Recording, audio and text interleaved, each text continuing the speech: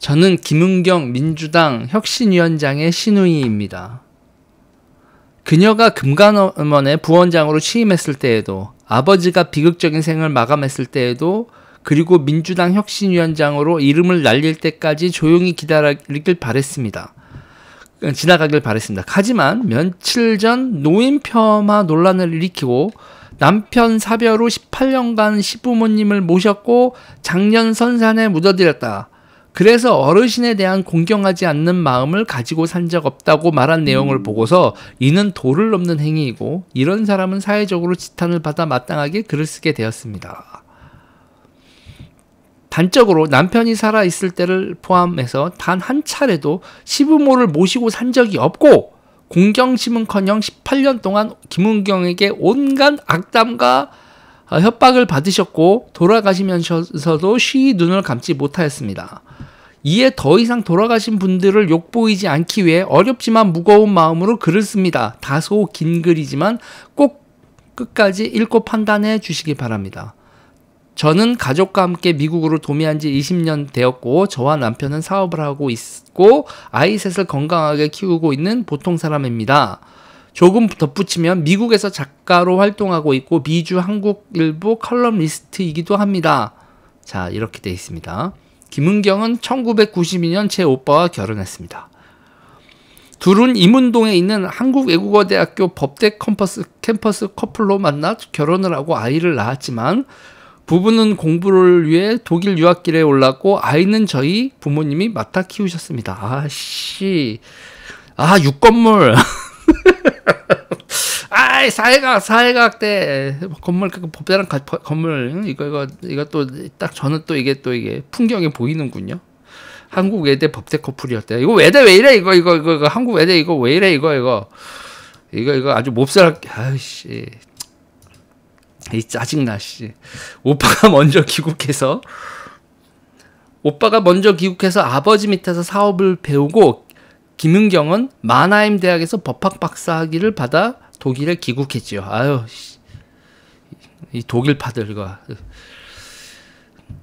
아빠는 아버지와 함께 사업을 하면서 공부하는 아내를 위해 오빠가 이렇게 독일로 돈을 보내고 아이를 부모님과 키우는 기러기 아빠가 되었습니다. 야, 남편 돈으로 공부했네?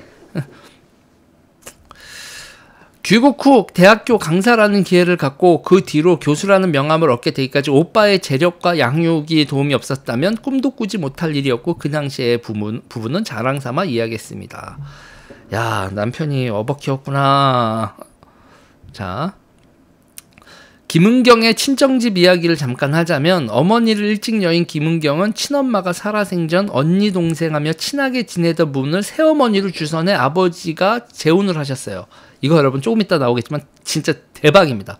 새어머니는 헌신적으로 아버지의 병간호를 하셨고 아이 셋의 뒷바라지를 착실히 하셨던 분이셨어요. 하지만 친정아버지가 돌아가시기 직전 김은경과 두 남동생은 새어머니에게 상속 포기각서를 쓰게 했다고 해요. 이야. 김은경이 그 당시 법대를 나왔기에 법적으로 재산에 관한 분할을 잘 알고 있었지요. 돈 한 푼 받지 못하고 쫓겨난 새어머니는 저희 가족을 찾아오셔서 억울함을 호소하셔서 알게 되었는데 각서를 받은 뒤 오랫동안 살아있던 집 비밀번호를 바꿔버리고 오히려 주거침입죄로 경찰에 신고하는 비윤리적인 행동에 정말 경악하지 않을 수 없었습니다. 새엄마를 완전히 진짜 알거지를 만들어서 쫓아낸 거죠. 친정아버지가 돌아가시고 새어머니는 남의 집에서 도우미를 하시며 근근히 생활하셨고 그 후로는 어떻게 되셨는지 생사를 알 길이 없었습니다. 와우. 와우. 저희 부모님은 대를 이어야 하는 손주라며 최고의 유치원과 학교에 보내셨고 공부하는 며느리에게 힘내라는 손편지를 셀 수 없을 만큼 보내셨습니다. 박사 학위를 당당히 받고 귀국한 김은경은 학교 일이 바쁘다며 시댁 일에 등한시하더니 손주까지 길러주신 시부모와 갈등이 심해졌고 말끝마다 60세가 되면 이혼할 거라는 말을 공공연히 흘리며 남편과의 사이가 멀어지고 있음을 내비쳤습니다. 60세가 되면 이혼할 거. 야, 니네는 60세가 무슨 인생의 기념비지. 뭐 60세 되면은 머리가 굳고 싸가지가 없어지고 뭐 이런 퇴행을 하냐? 니네는? 이게 좌파에게 60세의 의미야? 야, 사건은 2006년 1월에 일어났습니다. 오빠가 자신의 고층 아파트에서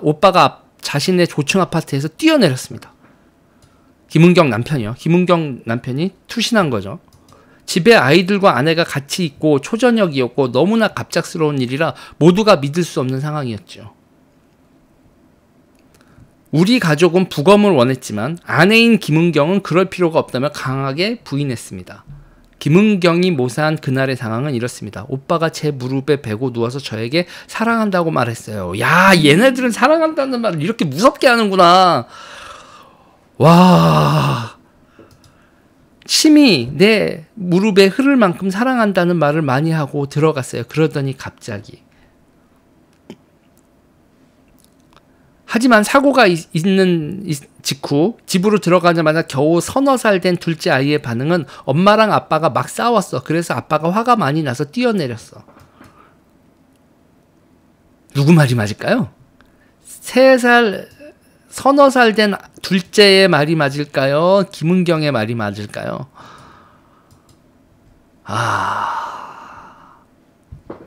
자, 어떤 말이 진실일까요? 그 당시 오빠의 경제적 상황은 이랬습니다.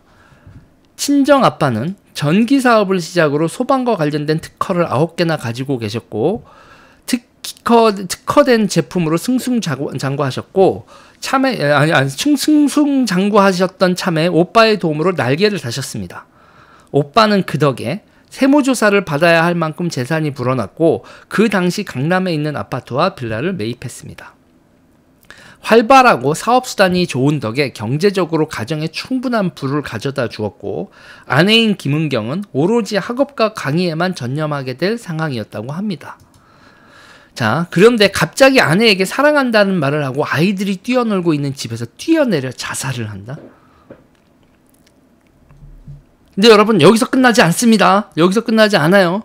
200명이 넘는 오빠 친구들이 장례식에 찾아왔습니다. 한결같이 하는 말은 친구가 이렇게 많은데 자살을 한다고?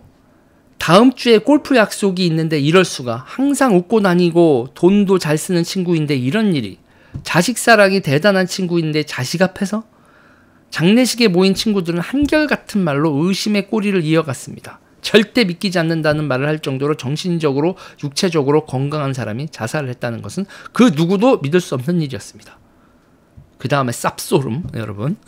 김은경은 오빠가 떨어져 죽은 그 시간부터 장례가 끝난 우리가 본 마지막 순간에도 눈물 한 방울 흘리지 않았습니다. 자신의 무릎을 베고 누워 침을 흘리며 사랑한다고 마지막 말을 남겼다는데 어떻게 눈물 한 방울 흘리지 않았을까요? 장례가 끝난 바로 다음 날 남편의 사망 신고를 한 건 물론이고 오빠가 타고 다니던 고급차를 바로 처분하더군요. 그리고 그 집에서 아이들과 무서워서 살 수 없다며 그 당시에서 제일 잘 나가던 강남 설해마을로 서둘러 이사를 했습니다. 더욱 황당한 일은 유시민도 설해마을 아닌가? 더욱 황당한 일은 어수선한 틈을 타 아빠의 사업체를 자신의 친동생 이름으로 바꾼 일입니다.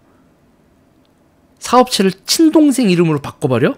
어찌된 일인지 사업체는 오빠가 죽기 직전 시아버지의 이름에서 오빠의 이름으로 전환되어 있었고 죽고 나니 곧바로 김은경의 친동생 이름으로 바뀌었다는 것입니다. 와우. 와우. 아빠는 즉시 시정을 요구하고 법에 호소했지만 증거 불충분으로 어찌 손을 써볼 수 있는 방법이 없더군요.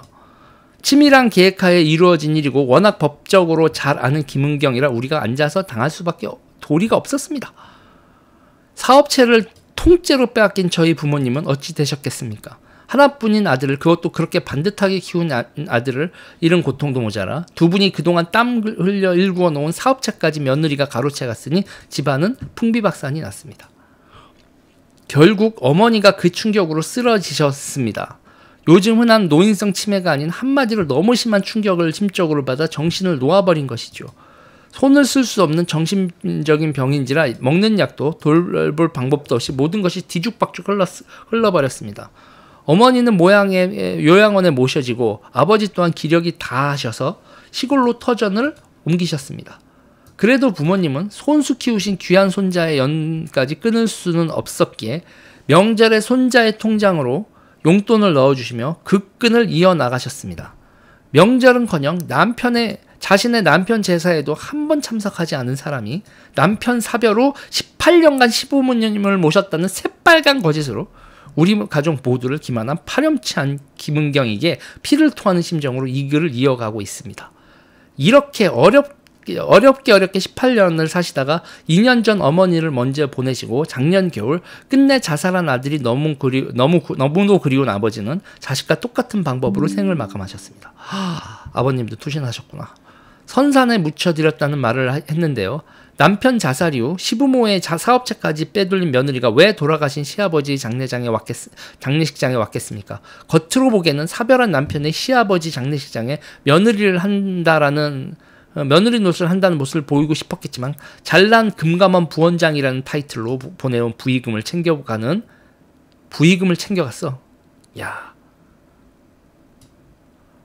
부의금을 챙겨가는 모습을 본 우리는 그저 망연자실할 수밖에 없었습니다. 마지막 가시는 길에 흙 한 줌 뿌리라는 말에 손살에 치며 거절을 한 장본인이 김은경이고, 흙 한 점 뿌리라는 말을 거절을 했어. 이번 노인 폄하 논란이 시작된 그 아들 또한 눈을 부라리며 엄마와 함께 할아버지에게 흙 한 줌 넣어드리지 않았습니다. 이번 노인 폄하 사태를 보면서 역시 인간은 본성을 숨길 수 없는 일이라는 걸 알았습니다. 저에게 누군가 그럽니다. 피를 거꾸로 쏟아내는 일이지만 같이 아이들을 키우고 있는 입장이니 앞날을 생각해서 그냥 침묵하라고 합니다. 계란으로 바위를 치는 험난한 일이고 어떤 일이 일어날지 위험을 무릅써야만 할 수 있다고도 합니다. 하지만 저는 피토하는 마음으로 이 글을 씁니다. 제가 할 수 있는 일이 이것밖에 없다는 걸 잘 알기 때문입니다. 이러한 인간이 절대로 평범하게 살아서도 안 되지만 높은 위치에서 국민을 우롱하는 일은 없어야 합니다.